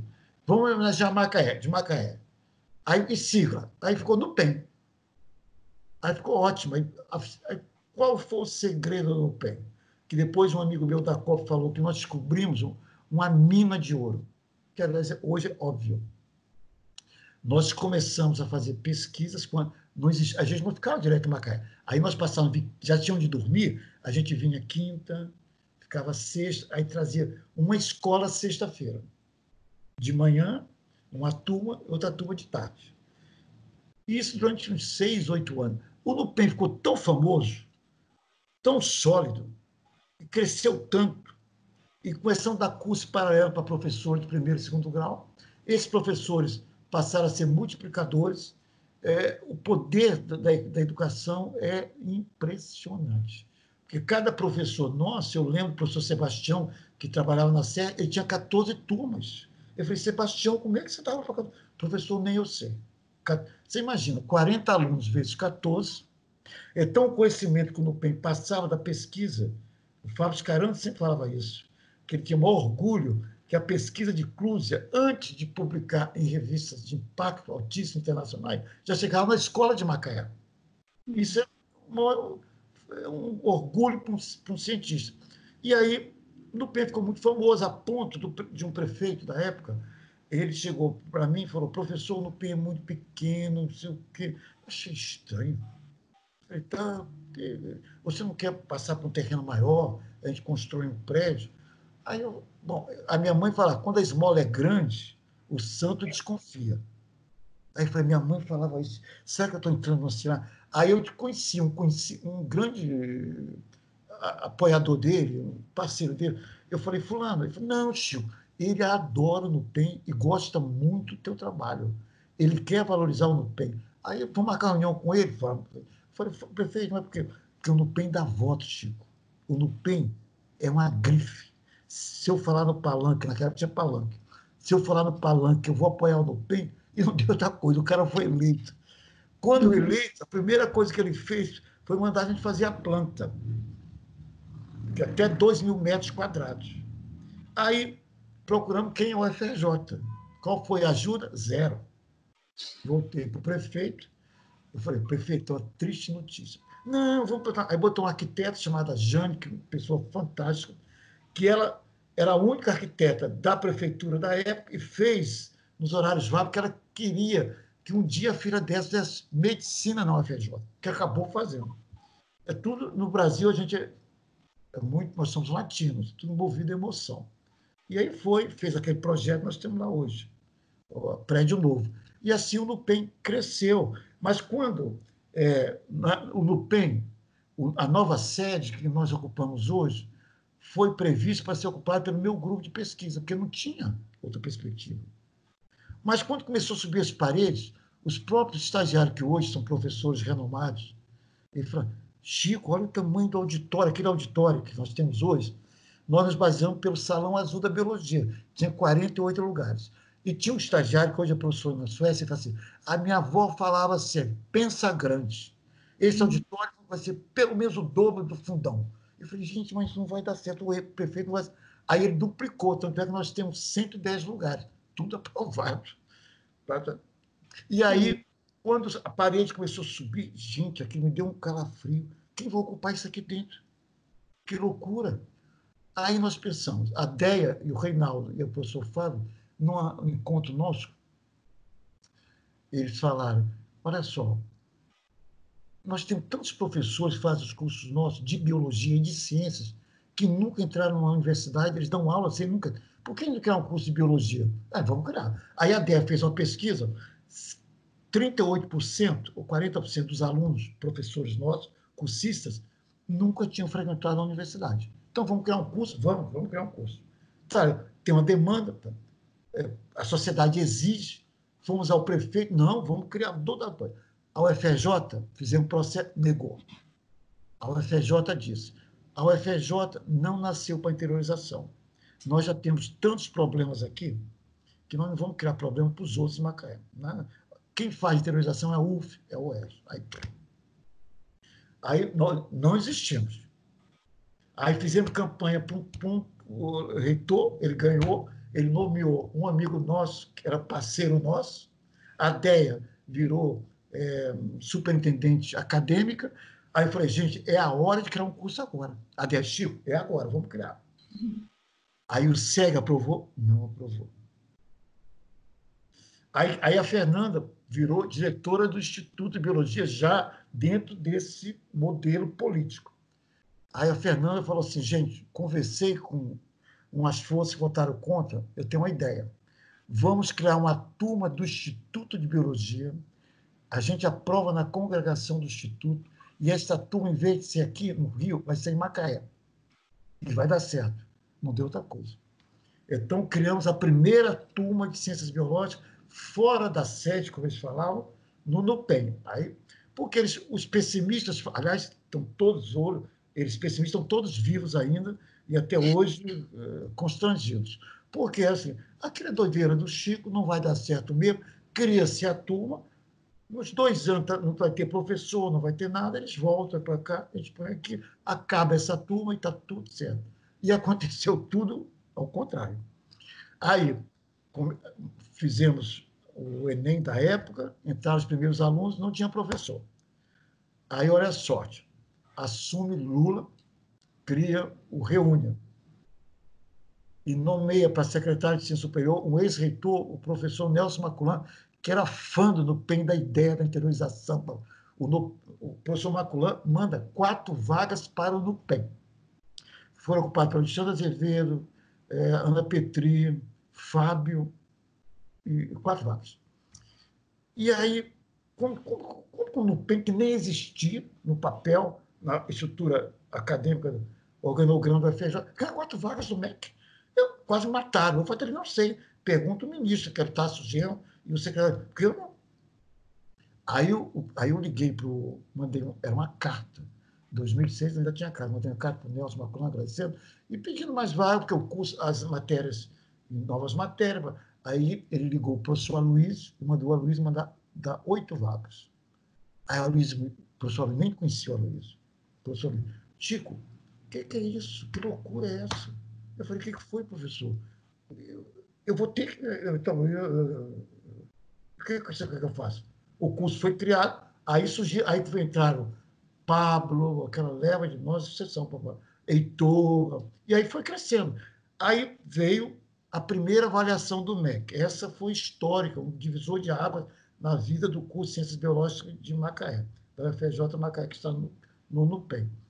A comissão, veio a comissão para o Rio, simultaneamente veio a comissão para Macaé. Resultado, Macaé, como vocês sabem, tem conceito 5, e o Rio, infelizmente, com o conceito 3. Foi muito chato para nós todos, professores do Rio, mas para nós, Macaé, foi muito bom ter ficado com conceito 5, porque se fosse o contrário, era a ferramenta ideal para os pessimistas dizer. E aí, com o conceito elevado, e vários colegas da farmácia, química, nutrição, super entusiasmado de trazer curso para. Aí começou. A professora Cássia se entusiasmou com o NUPEM, vamos criar um curso em química, igual do Chico, era igual do Chico. Farmácia, Rangel, igual do Chico. Elizabeth Ascioli, nutrição. Depois veio medicina. Por último, veio a engenharia. A engenharia para ter sido primeira, mas que quem queria trazer engenharia é o falecido professor Fernando Amorim, que era brigado politicamente com o diretor da Escola Politécnica, e o diretor não deixava, e acabou ficando por último. Então, se você pensar, hoje em dia, passado 16 anos, por que foi medicina, nutrição, enfermagem, farmácia, enfim? É porque a UFRJ, normalmente a UFRJ fez uma pesquisa e concluiu que esse seria os cursos, não foi. Porque é uma relação eminentemente pessoal da Cássia comigo, com o NUPEM, veio a química. Do Rangel, comigo, com o NUPEM, veio a farmácia. Da Beth Ascioli, com o NUPEM, trouxe a nutrição. Do professor Érico, que depois, a engenharia, que já ficou batelando, que veio depois, a medicina, Antônio Ledo, mas está faltando um, não? São esses. O Antônio Ledo da medicina, e assim foi criado o campus. Muito legal. A UFRJ é que o professor Luiz Bevilacqua, a gente cresce na desordem, mas cresce sustentável. A gente cresce discutindo nos conflitos, na heterogeneidade, mas quando a gente toma uma decisão, é uma decisão sólida, sustentável, robusta. Para trazer os cursos para cá, cada curso foi uma aventura. Quando já tem, mas o curso de biologia tem 5, gente, vai dar certo. Não vai. Ainda até hoje, ainda temos muitos pessimistas. Legal, Chico. Vocês são impressionados, né? Muito legal essa história, né, de coragem e de ser uma pessoa positiva, né, de batalhar pelos seus sonhos. E hoje a gente vê um instituto muito forte, né? Você tem um curso de biologia, você tem ações de extensão e tem curso de pós-graduação, né? E hoje o NUPEM tem sido fundamental em ações aqui durante a pandemia aqui em Macaé. Eu queria que você comentasse um pouquinho dessas ações que o NUPEM tem feito aqui em Macaé. Professora, eu só retomar o que eu acabei de falar, eu fiz isso porque eu tinha muitos amigos, parceiros, como o Reinaldo Deia, o professor José Roberto Maia, bioquímico, que foi pró-reitor, o Fábio Scarano, pessoas de primeira, vários pós-graduandos que passaram. Tanto é que você percebe quando essas pessoas vão no NUPEM, eles têm uma afinidade muito especial. O NUPEM faz parte da vida de dezenas e dezenas de brasileiros que lidam na ciência de hoje.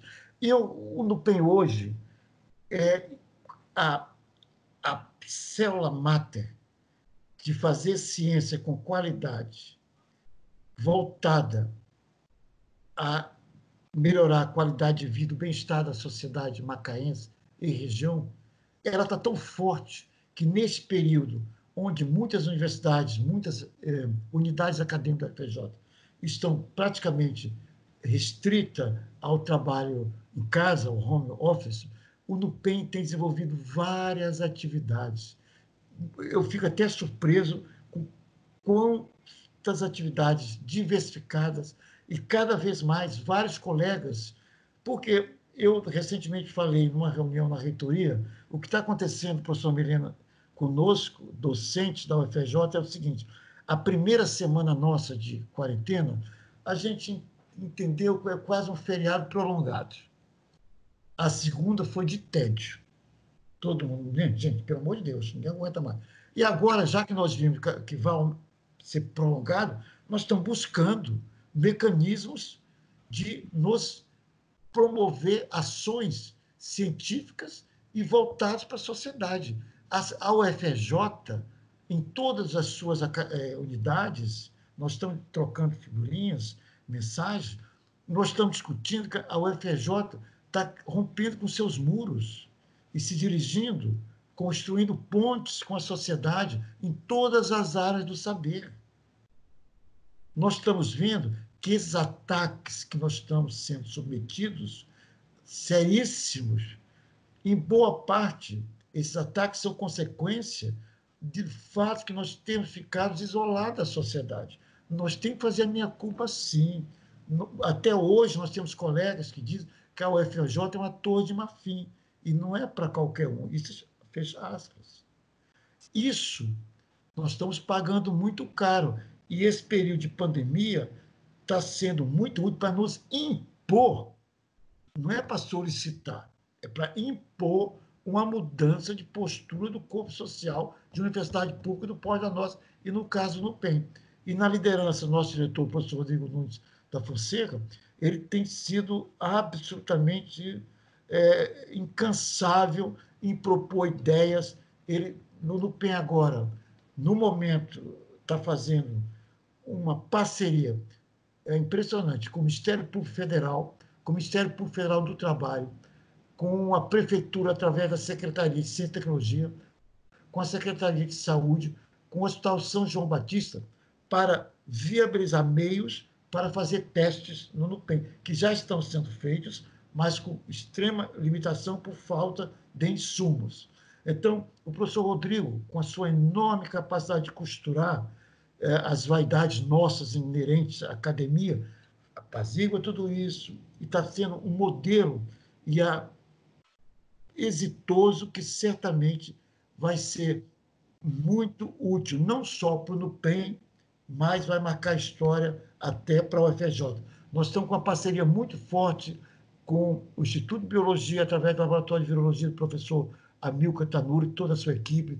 A nossa reitora, a professora Denise Pires Carvalho, tem acompanhado direto o interesse pessoal dela, é uma parte da linha de pesquisa dela, ela tem dado muito apoio. Então, o NUPEM está sendo uma luz onde muitos estão focando, e por isso nós temos até que ter muito cuidado para não ficar muito visível, para não ser tão... Porque a nossa capacidade de fazer testes é limitada diante da demanda gigantesca que a sociedade tem. Então, o NUPEM e seu corpo social está envolvido com várias vertentes, desde fazer máscara, enfim, combate às fake news, várias vertentes que têm aproximado aquela ideia que o NUPEM tem da ponte da academia com a sociedade. Essa ponte ficou ainda mais robusta, aonde estão trafegando carros lotados de ideias, tanto da sociedade para o NUPEM, como o NUPEM para a sociedade. Excelente, professor Chico. Eu fico pensando aqui em uma fala que eu escutei de você no lançamento do seu último livro, e aí você dizia que o NUPEM nasce da extensão, né? Você estava dizendo aí das atividades com as escolas, quando o NUPEM foi, e eu acho que o NUPEM tem conseguido esse destaque, né? O NUPEM, o Instituto de Biodiversidade e Sustentabilidade, tem conseguido esse destaque porque isso já está no DNA do Nupen. A gente não fazia pesquisa, né? E, de repente, precisou fazer extensão. A gente já faz extensão com facilidade e está próximo à sociedade, interessado nas questões da sociedade. Aí eu fiquei lembrando aqui de uma série de projetos que eu tive conhecimento da sua participação, projetos de pesquisa, de extensão, todos eles, né? Essa é uma característica da sua trajetória. Né, a pesquisa ela nunca vai sozinha, né? Ela está sempre com a extensão. Ela vai ao Lago do Batata, mas ela deixa também uma contribuição ao Lago do Batata. Ela veio a Macaé e acabou ficando. E então tem muitos. Mas de tudo isso que você fez na sua vida acadêmica, assim, das pesquisas, da extensão, qual foi o resultado que você mais se orgulha de ter conquistado? Olha, eu não tenho dúvida que, para mim, foi a criação do Parque Nacional da Restinga de Jurubatiba, aonde eu... Porque era o seguinte, começou numa mesa de bar, eu, Fábio Scarano, Reinaldo, aí, se não preservar aquela restinga próxima ao Lagamar, em 5 anos, isso em 1996, não existirá mais. Aí eu falei, calma, Fábio, pelo amor de Deus, Chico, vamos fazer alguma coisa.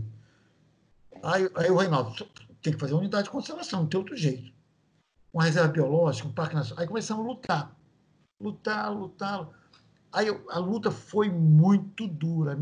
A ameaça de morte dos fazendeiros. Nossa, sobre essa história aqui demandaria muitos minutos. Mas foi uma luta onde a gente conseguiu juntar o conhecimento científico junto com o apoio da sociedade, os professores, lembra aqueles professores das escolas? Os alunos, que na época não tinha e-mail, os alunos não tinham, já tinha computador, mas as crianças não tinham e-mail acesso. Mandavam carta para o Ministério. Chegamos a mandar mais de 80 mil cartas para o ministro Gustavo Krause. Tanto é que na solenidade de assinatura, ele falou, não me mande mais carta, não tem mais onde botar carta. Então, foi muito... N reuniões no Nupen Antigo com fazendeiros que vinham armados, com capangas, porque eles iam perder terras.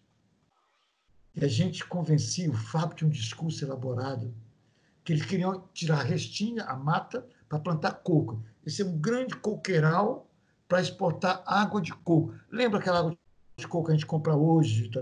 Já estava sendo planejado fazer aquilo com a... Aí nós provávamos para ele que a restinga protegida geraria mais recursos para a sociedade, mas não é para mim, mas o senhor faz parte da sociedade, do que tirar a restinga. Aí um falou, vamos fazer um jardim botânico em Macaé, com as espécies de plantas. Aí nós mostrávamos que as espécies de plantas vivem em interação com as espécies animais. Depois que o processo, eu parei 2 anos da minha vida, de 95 a 98, até abril 29, quando o presidente Fernando Henrique Cardoso assinou o decreto, uma luta diária de construção política com deputados que hoje, outro dia eu vi um envolvido com esse negócio para a televisão, com Lava Jato. Falei, meu Deus, já sentei a mesa com esse cara para pedir apoio ele para criar um parque nacional. Eu sou maluco, meu Deus. Mas, enfim, juntando o conhecimento científico, que o embasamento era científico, porque nós tínhamos um fator extremamente contra a nossa proposta, porque até então, no Brasil, se criava parque nacional para proteger pássaros, ararazu. Tem ararazu lá, Chico? Não. Tem um macaco bonito? Não. Tem um macaco feio? Não. Aí o Fábio falou, não tem nada disso, mas tem relações biológicas. Aí eu falei, não, vamos defender as relações bióticas. Aí nós começamos a bolar umas coisas, toda reunião com o IBAMA, a gente fazia uns esquemas, e assim.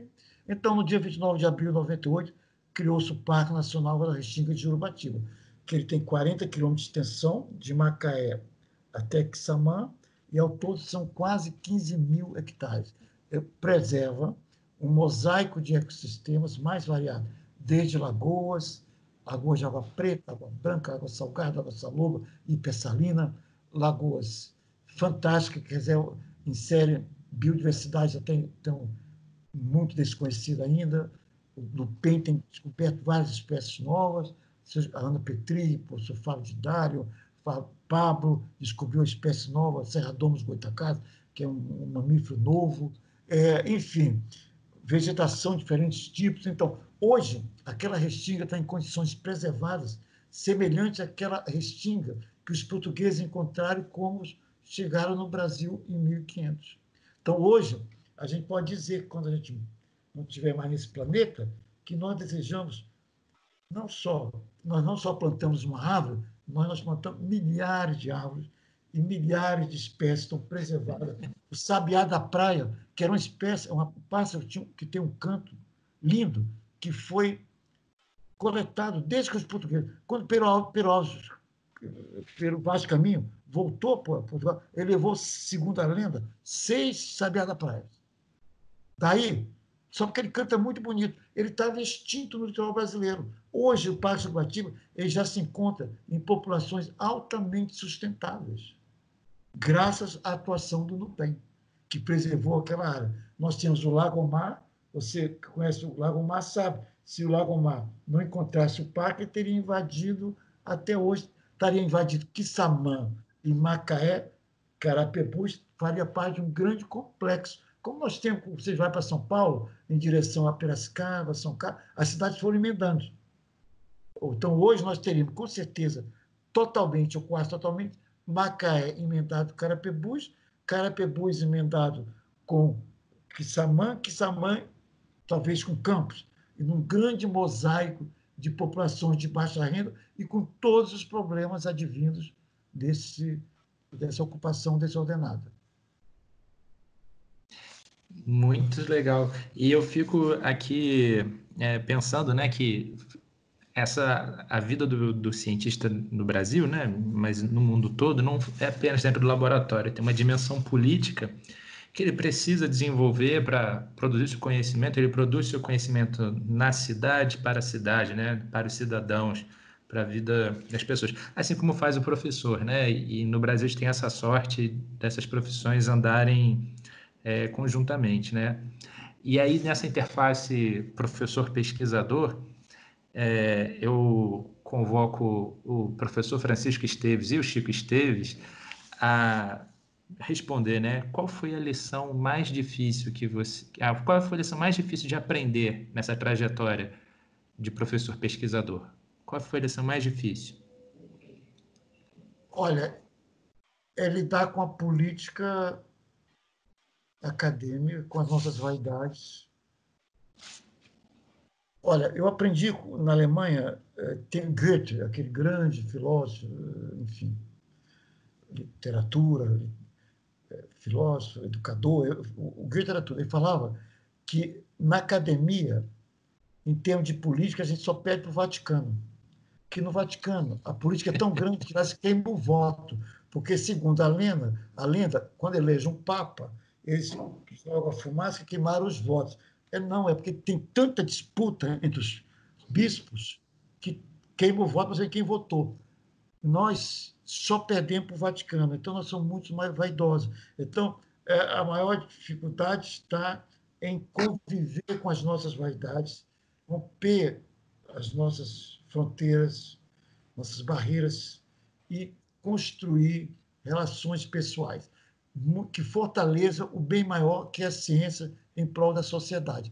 Por isso que eu estou muito otimista, professor, que no período pós-pandemia, a pandemia vai nos ensinar a ter muita humildade. Eu estava ontem conversando com a nossa secretária aqui, da minha esposa, a Jo. Ela falou, professor Chico, o que é vírus? Ai, meu Deus do céu. Eu falei, Jo, é uma coisa tão pequena, tão pequena, tão pequena, tão pequena, tão pequena, tão pequena que a gente nem vê. É muito pequena que a gente nem vê. Mas como é que ele faz essa confusão toda? Sem tem ver. Uma pergunta muito simples. Na cabeça dela, como é que para toda a economia, o mundo está parado, independente de continente, de religião, de cor, de matizes políticos, o mundo está parado por causa de um vírus. Mostra que quanto nós ainda somos insignificantes. Não sei se é uma visão religiosa minha, mas eu vejo assim, vamos ter humildade. A minha mãe, que era analfabeta, falava, humildade, cancha de galinha, nunca fizeram mal a ninguém. Mas agora, depois dessa pandemia, realmente, quando a gente vê no nosso dia a dia, aquelas discussões por nada, nós temos que refletir que nós temos que buscar relações mais fraternas, mais humanas, conciliar a nossa ciência que cada um faz, a genética, a limnologia, a embriologia, a biologia molecular com a arte. Envolver a genética com o pôr do sol, com desabrochar de uma orquídea, uma flor. Enfim, a gente voltar ao passado. Do passado, ninguém ouviu. Eu estava conversando com a minha irmã mais velha, ela falava assim, no Ceará nunca faz negócio de suicídio. Agora, todos falando do Rio de Janeiro, todo suicídio. A minha irmã ficava revoltada com o negócio de suicídio, que era católica, né? No consciente coletivo dela, esse coletivo, que nós vivíamos no Ceará, segundo ela, no sítio onde nós nascemos. O meu pai morreu e deixou 13 filhos. Eu, com 1 ano e 4 meses, o resto, uma escadinha, a gente sobrevivia do sítio. E todo mundo feliz. Entendeu? Ninguém tinha a palavra depressão, tristeza. Era uma luta para sobreviver. E a luta talvez estimulasse. Mas eu acredito, professor Américo, que nós temos que, eu acredito, não, estou convicto, que nós vamos sair mais fortes, mais robustos da pandemia. Essa quarentena não está à toa. Tolo é aquele que está passando por ela e não está aproveitando. Aproveitando é passar um momento de reflexão, botar a cabeça no seu travesseiro, assim, o que eu fiz de besteira, o que eu estou...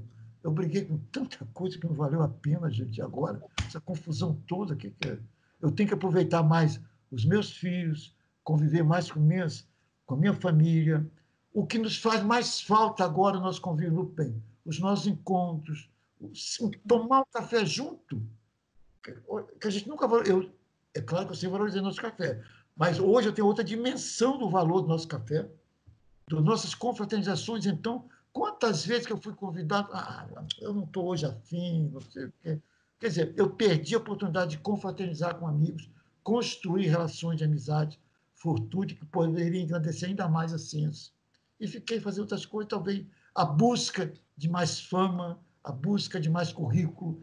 E pode ser feito tudo isso, mas de uma maneira mais sensata, mais harmônica, mais compartilhada. Não sei se eu fui muito filósofo. Não, Mas foi ótimo. Eu penso isso, eu estou apto e eu vou proceder sim. Muito bom. Muito boa reflexão, professor. Eu acho que todo mundo, quem não está aproveitando essa oportunidade de refletir e mudar seus hábitos, né, de estar mais junto das pessoas que a gente ama e dar valor realmente ao que importa, quem não estiver aproveitando esse momento para isso vai perder, né? Que eu espero que não, né? Que as pessoas possam refletir. Eu acho que todo mundo tá nesse período assim, pensando que hoje a gente tem um pouquinho mais de tempo, mas que a gente não pode estar com todo mundo que a gente gostaria, né? E pensando nesse momento de quarentena aí, que a gente também não tem que ficar se cobrando tanto em ser tão produtivo, né? E pensar no bem-estar físico e emocional, né? Eu gostaria que você pudesse indicar para a gente aí um livro preferido que você tem lido, que você leu, enfim, algum livro que seja interessante para o grande público, que possa ensinar a gente ainda mais um pouco sobre a vida, enfim. Qualquer livro. Tem um que é imperdível. Chama-se A Fera de Macabu. Não sei se você conhece. Não. A Fera de Macabu é de um autor macaense chamado Eduardo Mack. Já está na 10ª edição. Já foi feito filme, teatro. O Eduardo Mack foi, durante muito tempo, diretor da Folha de São Paulo. A Fera de Macabu conta relato de Manuel Mota Coqueiro. Rapidamente. Manuel Mota Coqueiro foi a última pena de morte no Brasil, que foi enforcado ali na praça, aonde é hoje o Colégio Luiz Ride. Era uma praça, e ele foi enforcado lá. Por quê? ele era muito rico, mas é muito encrenqueiro. Aí ele já tinha uma fazenda, Fazenda Bandanal, e ele casou com uma mulher muito rica que tinha 7 fazendas. Ele ficou mais rico. Só que ele era muito ganancioso e ele andou na divisão das terras dele, botar a cerca de arame farpado, ele andou invadindo fazendas dos seus vizinhos. Aí começou uma briga com os vizinhos, com todos os vizinhos da fazenda Bandanal e das outras, porque ele era muito ganancioso. Mas ele era muito político, articulado. Aí ele contratou um caseiro para morar na fazenda Bananal, que era que ele menos gostava. E esse caseiro tinha 3 filhas, sendo uma que tinha 14 anos, que tornou-se uma menina muito bonita.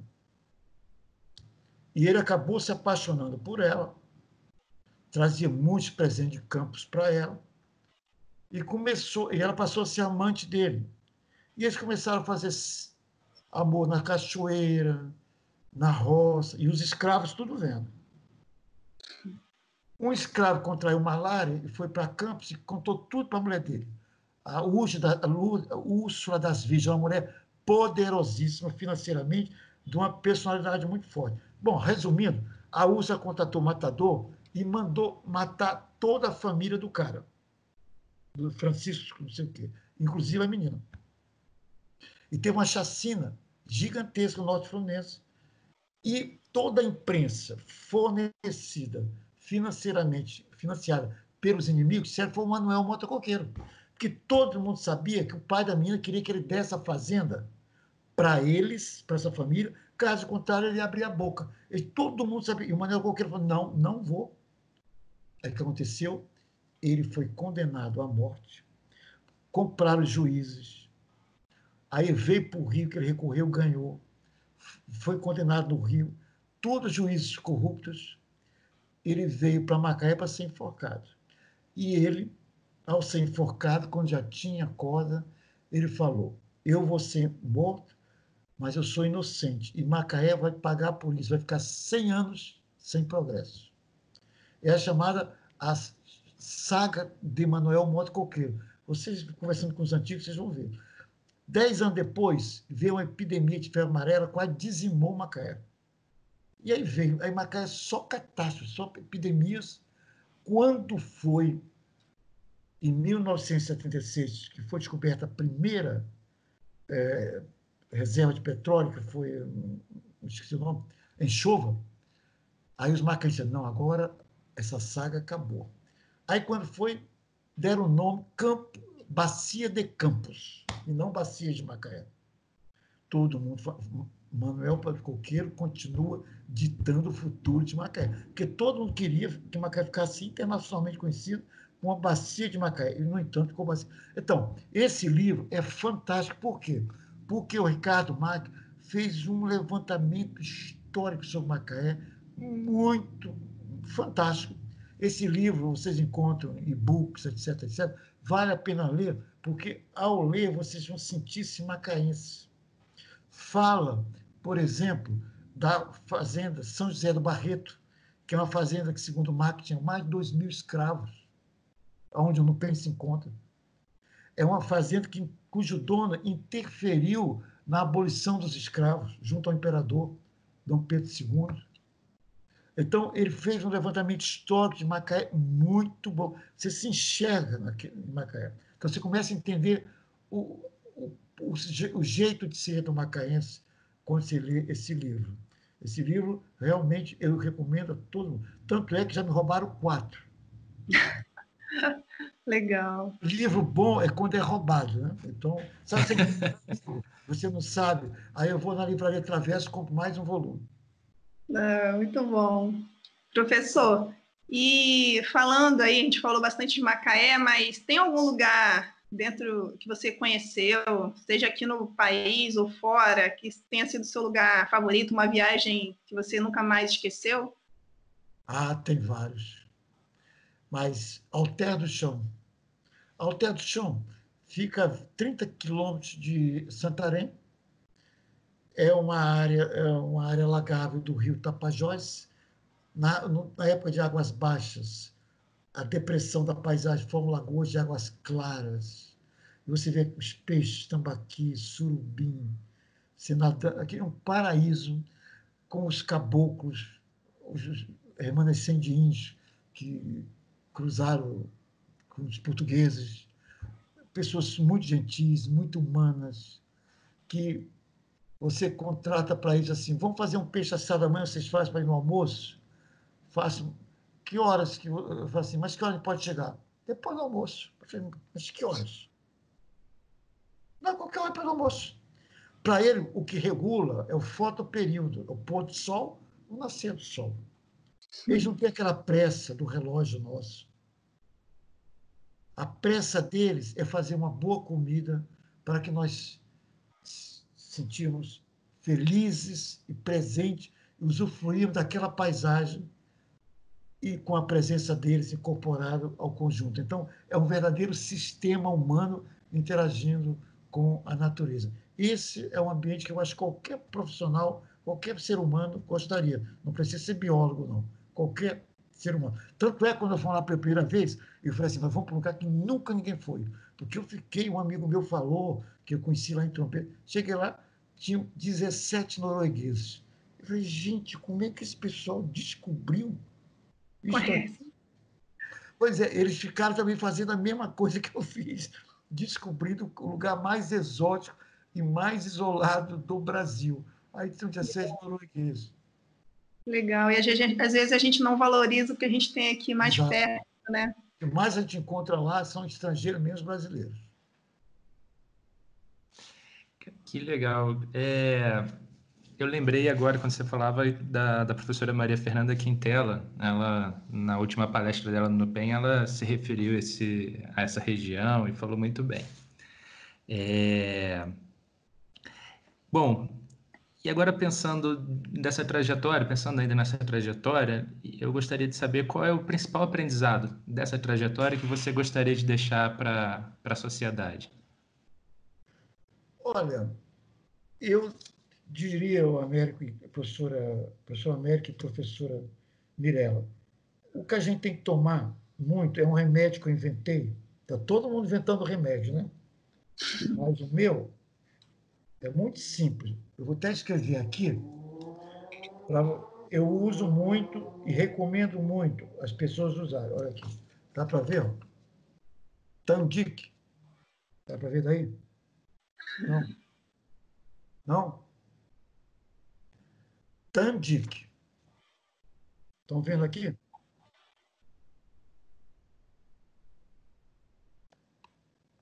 O aprendizado que eu recomendo para todos, e é para mim, é um remédio homeopático, que não tem contraindicações, que é um conjunto de vários componentes, que leva certamente ao sucesso. É meio autoajuda, mas funciona muito bem. Trabalho, ambição, meta, disciplina, iniciativa e comunicação. Juntando um pouco de cada, dificilmente você não vai ter uma carreira bem-sucedida. É claro que a base de tudo isso é a ética. Né? Sem ética, nada disso funciona. Então, eu, professor Abel, professora Mirella, eu me baseio muito no trabalho, porque às vezes tem pessoas assim, porque você é um cara muito inteligente. Olha, eu não aceito, estou longe de ser inteligente, mas muito. Eu sou um cara que sou muito trabalhador, persistente, focado e disciplinado. E muito persistente. Se eu não fosse persistente, o NUPEM não existiria. Porque eu sentei muito em banco do primeiro prefeito que prometeu aquele galpão que nunca doava. Horas, horas, horas. Que eu saía do Rio de ônibus, da 1001, sentava lá e o cara nunca tinha agenda. Aí depois que o NUPEM ficou famoso, ele sempre falava em todo lugar que foi ele que criou o NUPEM. Eu falei, meu Deus do céu, tá bom. Então, então, então persistência, professor Américo e Milena, eu acho que, porque nós sempre temos desafios pela frente. E desafios, nós temos sempre forças antagônicas. E nós temos que lutar. através do trabalho, a ambição no sentido ético, temos que ter meta, disciplina, iniciativa, comunicação. Eu sempre falo para meus alunos, tem um aluno meu que foi reitor da Federal do Rio Grande do Norte, ele falou assim, olha, Chico, eu estou tomando o teu Tandic só comunicação. Acabei com tudo, só comunicação. Porque eu só resolvo o problema de briga com os professores do Rio Grande do Norte. Eles só brigam, Chico. Se eu não comunicasse com eles, eu estaria ferrado. Então, eu falei, fulano, então eu vou te dar outra dosagem, 90% só comunicação. Então, É é nesse, verdade. é nesse sentido. Eu acho que, tenho certeza que o sucesso. O professor Johan Beck, meu primeiro orientador, quando eu fazia estágio, falava: olha, Chico, o sucesso só vem na frente do trabalho no dicionário. Trabalha. Você que é cearense, trabalha. Cearense é trabalhador.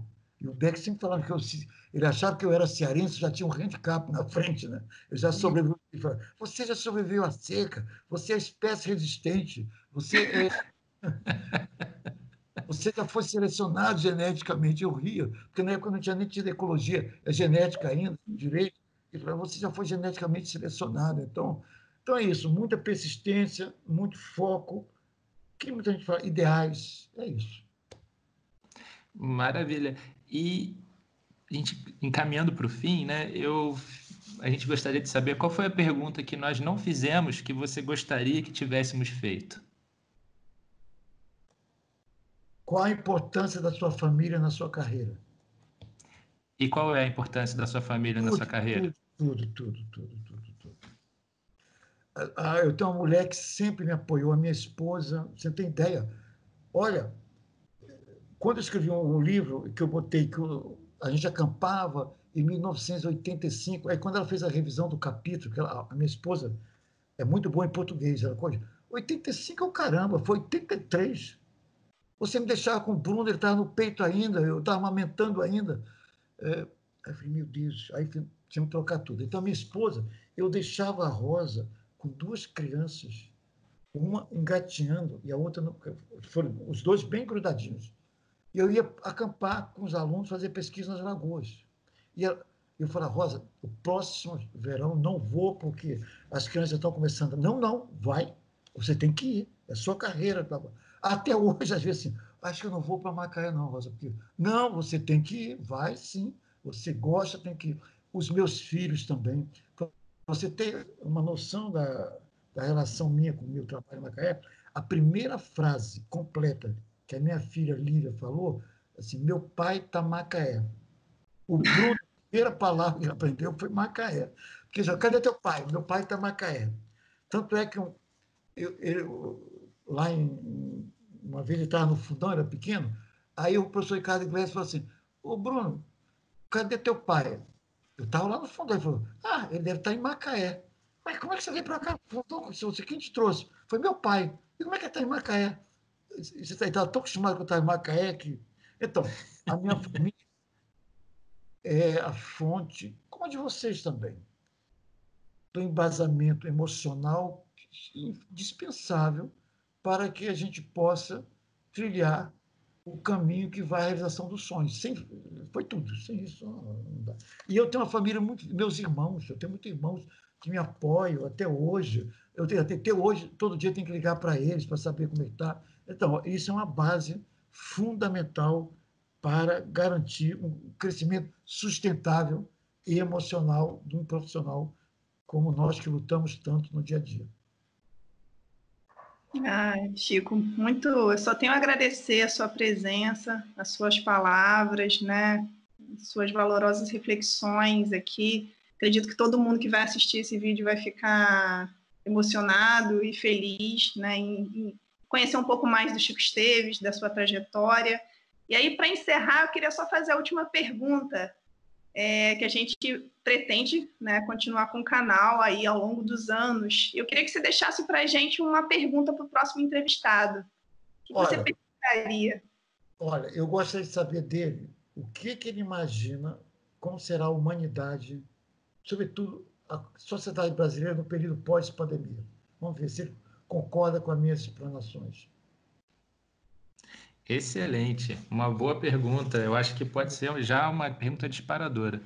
Professor Eu espero que os Francisco, próximos convidados sejam um acadêmico mais velho, porque o novo, essas perguntas. A gente, quando é novo, professora, a gente vê um foco. Aí vai ficando velho, vai aumentando os focos, os focos, focos, focos. É verdade. bom, fazendo coro com a professora Mirella, eu só tenho a agradecer. Foi uma conversa agradabilíssima. Me fez me sentir no restaurante lá do Nupem, na Cantina da Lena, onde nós almoçamos juntos, né, professores, e, e essas conversas são habituais, e dessas conversas nascem muitas ideias para projetos de pesquisa, de extensão, que eu aprendi a apreciar e separar na minha agenda o horário do almoço para estar lá, porque eu sempre aprendo muito, né? E nesse tempo de pandemia eu estava sentindo muita falta. E essa conversa me restituiu desse momento, desse lugar de segurança, desse lugar de criatividade que é o Nupem. Então, muito obrigado por ter compartilhado um pouco da sua história com a gente nessa conversa tão amigável, que eu tenho certeza que as pessoas vão adorar poder participar com a gente, ainda aqui assistindo, mas vão se sentir dentro desse papo.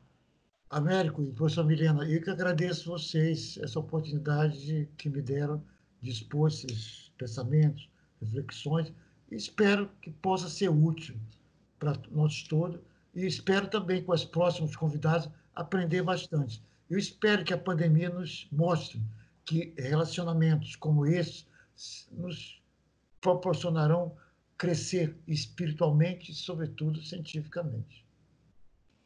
Excelente, muito obrigado, professor. Muito obrigado.